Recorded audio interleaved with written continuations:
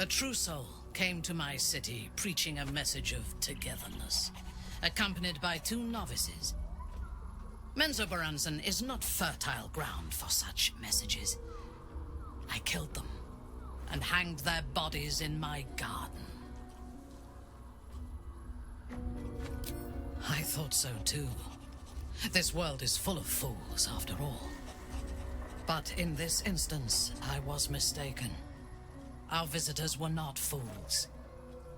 They were bait. Even as the flesh sagged and sloughed away from their eyeless skulls, their audacity infuriated me. I had to know where they came from. And whoever sent them was counting on my curiosity overcoming my caution. Yes. All it took was a simple act of necromancy, and the corpses told me where I needed to strike. Moonrise Towers.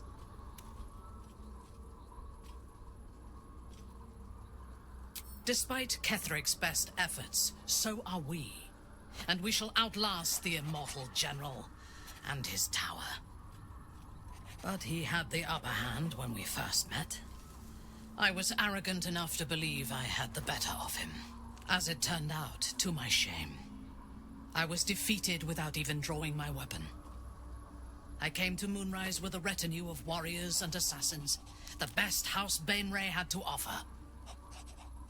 I expected a battle, but found a fully laden feast table, and a welcome befitting a house matron. Ketheric expected us, expected me, and I fell for his flattery.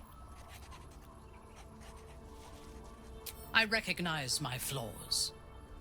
Pride is certainly among them. Ketheric proposed an alliance between Moonrise and Menzoberranzan. I admit I was captivated by him. He invited me to the head of his table as his guest of honor. I was wary, of course. If I had been in his position, the food would have been poisoned. It was not the food I should have been wary of. It was the pale woman at the foot of the table. Orin the Red. We had barely begun to eat when she spoke for the first time. I only caught one word, my name.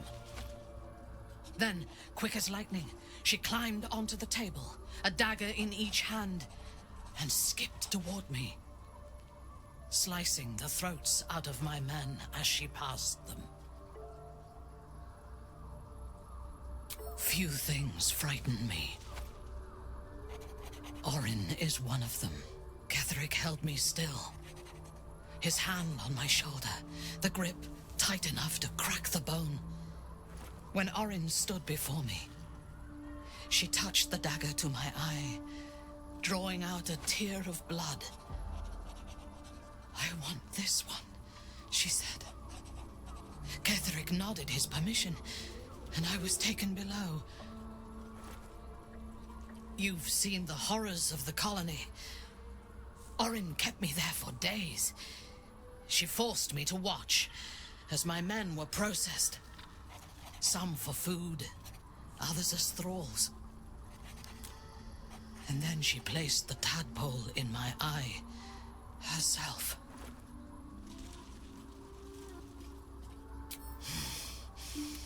That is certain. You know the rest as well as I do.